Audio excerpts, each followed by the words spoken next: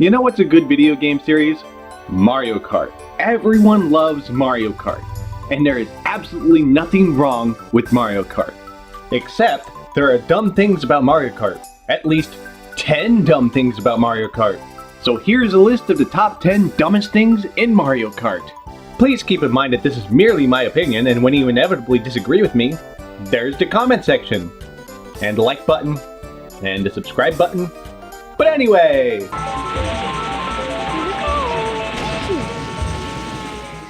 I swear, I am decent at Mario Kart. I can place well most of the time. I drive well, I avoid walls, and I hit all the item blocks. And it's fun times. Except drifting. I cannot drift to save my life. At least in Mario Kart 64. The newer ones I could do it just fine, but Mario Kart 64? Why is it so damn hard?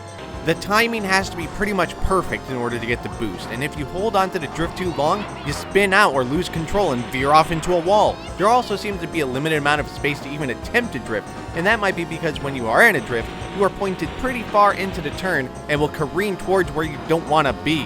For some reason, I was the only one of my friends who was unable to ever get used to drifting in Mario Kart 64, and for that, it's dumb.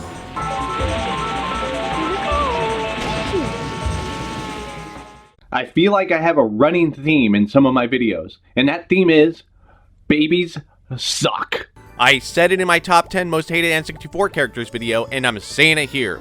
Babies are not good characters. And beginning with Mario Kart Double Dash, Baby Mario and Baby Luigi made their debut. I always felt like this was a weird addition to the roster. I mean, hey, they even included Bowser Jr., which is like a baby Bowser. How is that any different? Baby Bowser has been a character used in other games like Mario Party and is the offspring to Bowser, whereas Baby Mario and Luigi break open the space-time continuum because they are the younger incarnations of Mario and Luigi. This was just a shameless way to pad the roster and make the game feel like it had a lot more going for it than it actually did, and these additions persisted into the next Mario Kart games too. I don't think I've ever met anyone who liked the baby characters, but their special item was the Chain Chomp, which is at least forgivable. Oh crap, I forgot that they were in Mario Golf and Mario Tennis too. Ah! Get out of my brain, baby characters!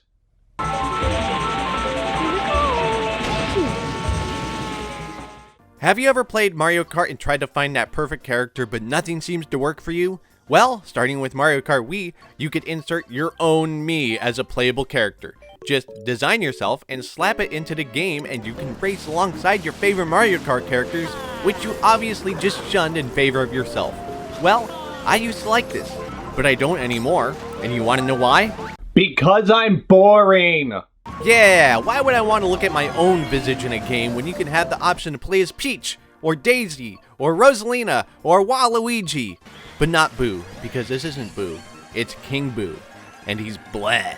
Playing as my own Mii just reminds me that I don't really like how I look and I don't like it. I want to ignore it, I did for years, but now it's annoying and dumb.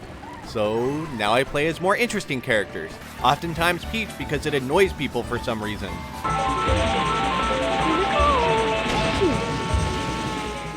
Ah, Super Mario Kart, the game that paved the way for kart racers in video games. There were other kart racers for sure, but it was more like a dirt road on the outskirts of Video Game City.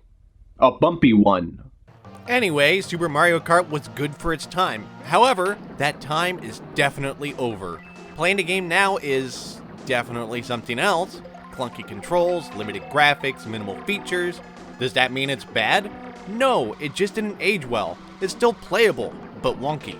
It would be like going back to GoldenEye or the original Super Smash Bros. Games have advanced a lot since then, and playing these now, it's, what's the word? Nostalgic? Sort of, but not really. So that's why it's sort of dumb, because it isn't fun to play anymore. It had its time in the sun, and it made a huge impact, but going back to it now is a horrible experience of pain and misery. To be fair, Mario Kart 64 is showing its age really badly too.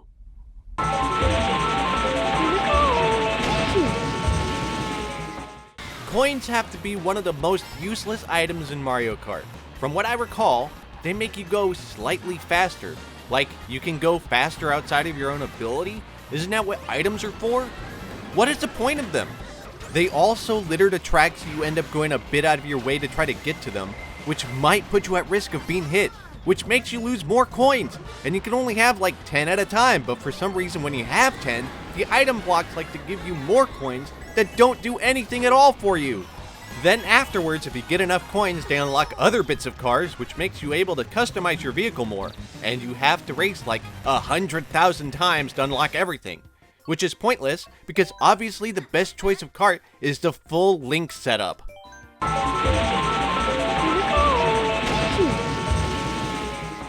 Oh man, Rainbow Road, specifically the one in Mario Kart 64, is awesome! I love it, I love it, I love it. I'm serious. It's one of my favorite tracks. I like how relaxing it is. It's a longer one with not a lot of obstacles, and it has a guardrail the entire length so you don't fall off very easily.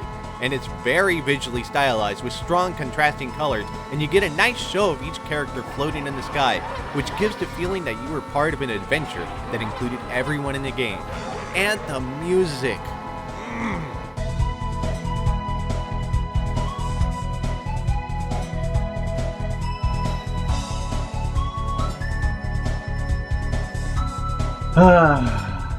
And then there's a remake in Mario Kart 8. I get that people really hated just how long the original track was, especially with 3 laps, so they made this one into a single lap race. Okay, I am fine with that, though I wish they had the option to make it 3 laps again. But what gets me most is, the whole thing looks cluttered and unfocused. The road itself looks like a mishmash of color thrown up by a gnome instead of nice thick bands of color on the original. And the background is hardly noticeable as well, which I can attribute to the increased speed of the race and the fact that the guardrails are gone too. You have to focus more on what you are doing rather than enjoying the sights, it seems.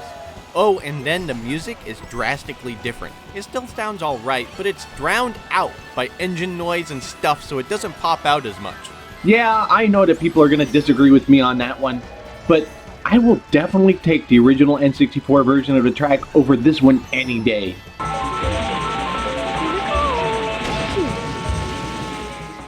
There is a mobile version of Mario Kart for your phone.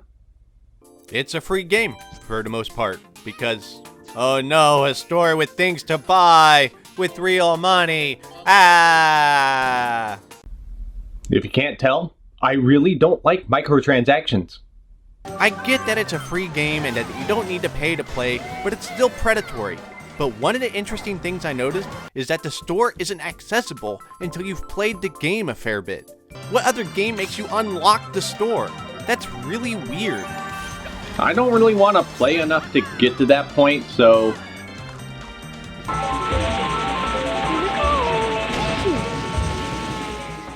If I had to choose the dumbest item in Mario Kart, other than the coins because they barely count, I'd go with Bluebird.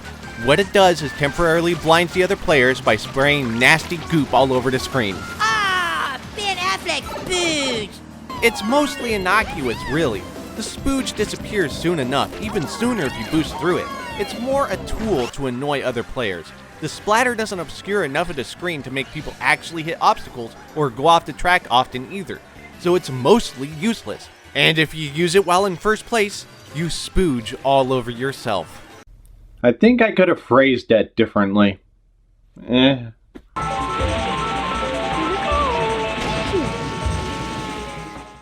You all knew this was coming. It should be no surprise that tilt controls would be ranked very high on the dumb-o-meter. Introduced with Mario Kart Wii, these controls were meant to launch a whole new era in driving games. But it didn't. Because this doesn't feel like a steering wheel. They even made a steering wheel add-on to make it feel more authentic. Now it feels like I'm driving a Geo. It's so unpopular that Nintendo tried to make it more mainstream by having random me's say, "I'm using tilt controls" in the lobby, which then devolved into a meme, because funny. And one of the most annoying things about tilt controls isn't actually about the controls itself. I mean, sure, you'll end up crashing a lot, but this makes that look tame in comparison. You have to disable tilt controls. Yep, they made tilt controls the default control scheme. And you have to do it in-game too, which means that you have to stop and go into the sub-menu or whatever and disable it in order to have a normal control scheme. It's freaking dumb! Okay, so there's just one more dumb thing to talk about, and it's a real doozy.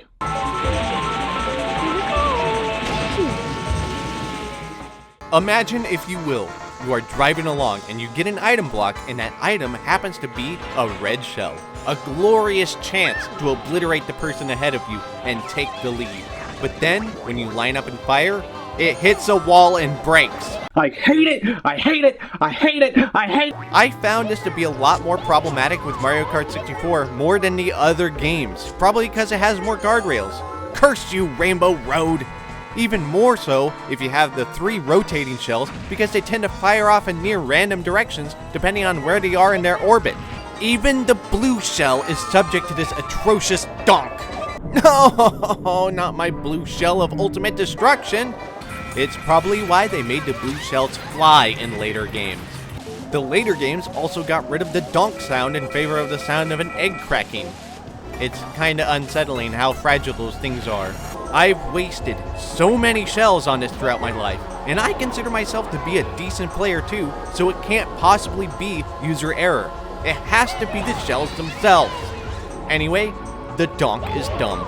So, that's my top 10 dumbest things in Mario Kart. Is there anything that I missed? If so, please let me know in the comments. You can also like and subscribe! Yeah! I would really like that at least. So until next time, I'll catch you in the next video. Bye-bye!